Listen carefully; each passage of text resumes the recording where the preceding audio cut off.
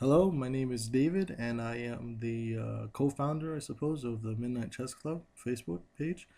I'm here to do some commentary on a game that we played, me and James, last night.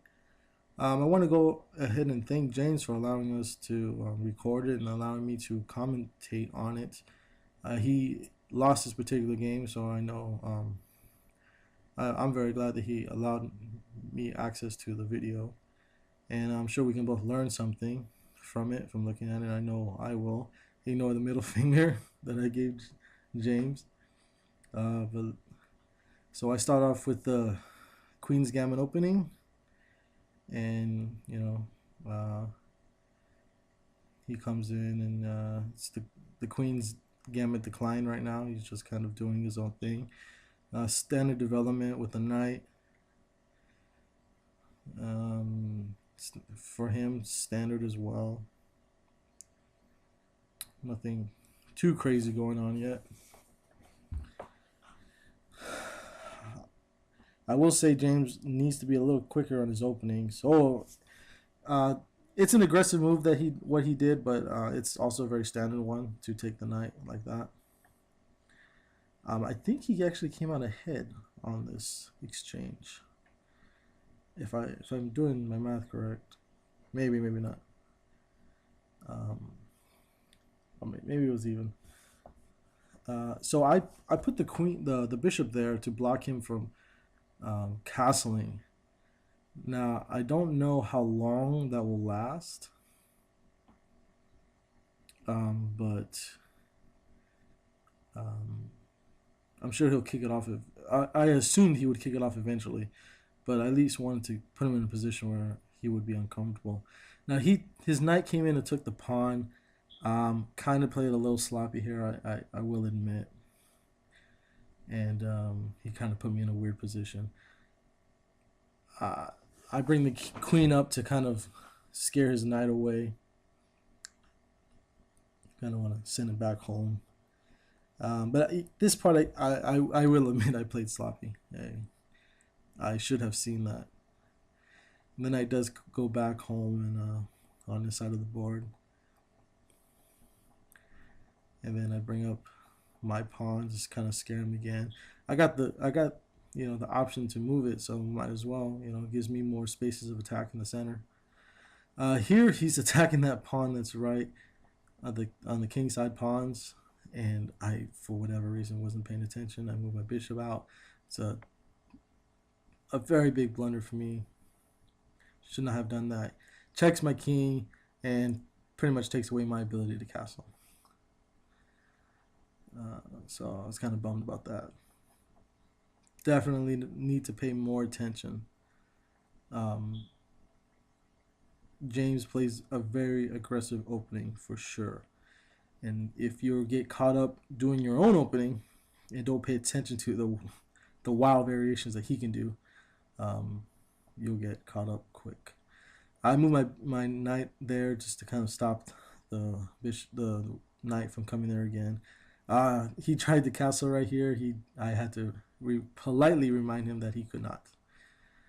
And the rook also attacks the pawn on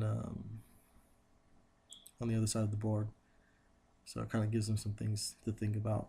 It also puts the rook on an open file, so that's good for me.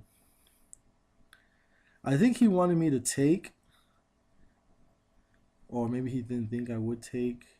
I think he wanted to expose my king there, but I just marched my pawn up and just maintained my position. Again, aggressive move by James, but he wasn't paying attention. He was just kind of going for the attack, and that was definitely his biggest blunder so far. He lost a minor piece for no particular reason at all. It just was not paying attention.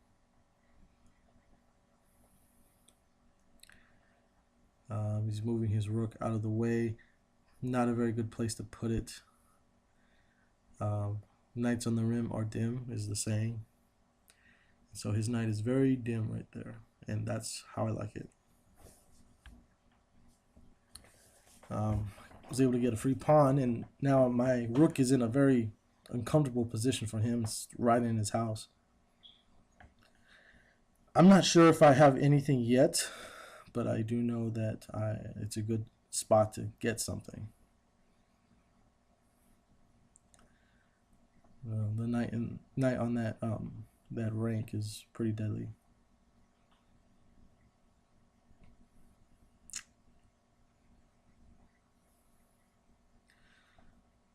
Um, as of right now, I got about a minute above him, so I'm feeling pretty good as far as time.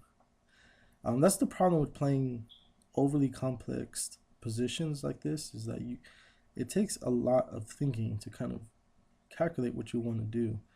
You're doing some pretty crazy maneuvers, and right now the board position is everywhere for him. He has one pawn in the middle, he has a knight on the rim. Almost his entire left side or right side isn't developed at all. He should have developed the knight in front of the queen. That way it saves his pawn, but he just ignored it. It would have been a perfect move for him to develop his piece and protect his piece, but he made that pawn move, and I don't understand what he was trying to do with that. It's kind of a weak move, especially given the fact that he is not even castled yet, and he could castle on the queen side if he developed quick enough. But no, he doesn't develop anything. The whole left side, the right side, has not been touched. It's a serious thing that I saw that I meant to exploit. Here, he almost caught me in a I guess you can call it a skewer. No, not a skewer. Just a fork, attacking two pieces at the same time. Maybe he believed that I was going to lose the knight to move the rook into position, and I was. But I end up just moving the rook there. That way he can't take the rook because he has to he'll have to take the knight, which he does eventually. It's going to be a blunder for him to do that, because once he does take it, I move my rook in front of his king, protected by the bishop on the left side of the board, and it forces him to give up his queen. Now I lose a lot of material in this. I'm losing about 5, 6, 7, 8, 9, 10, 11 points in material. But since I'm up, it doesn't affect me too much. It seems to be just fine. And, I get rid of his queen. By far his most aggressive piece in every single game is his queen. He loves his damn queen.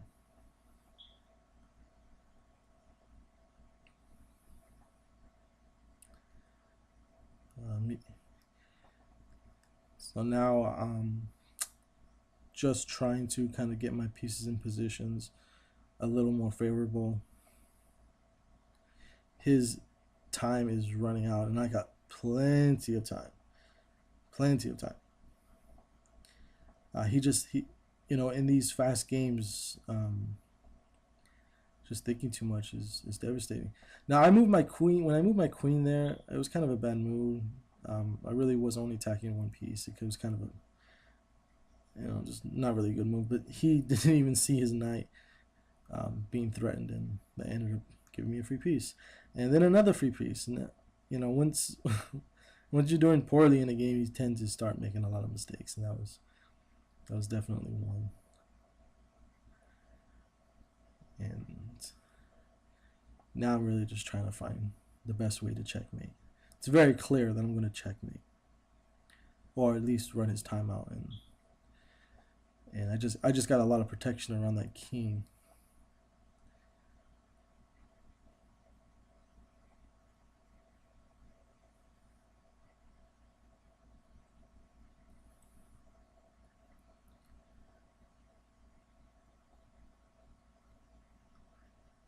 And here I'm just checking the king, trying to see what I can get a free pawn in, and trying to see what positions he goes in, where he's running to. He kind of ran back home and under some better protection, which is probably the best thing to do. And here's where I just decide, I'm going to start marching up a pawn and see if I can promote, get 2 queens on the board.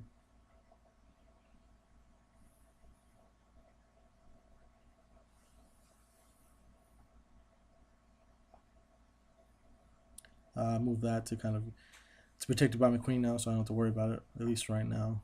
And I'm just marching my pawn up, try at the very least make an exchange, and that's time. Winner, I take the win. Both sides making some really bad errors. I mean, I definitely made some bad errors. So that was a good first game.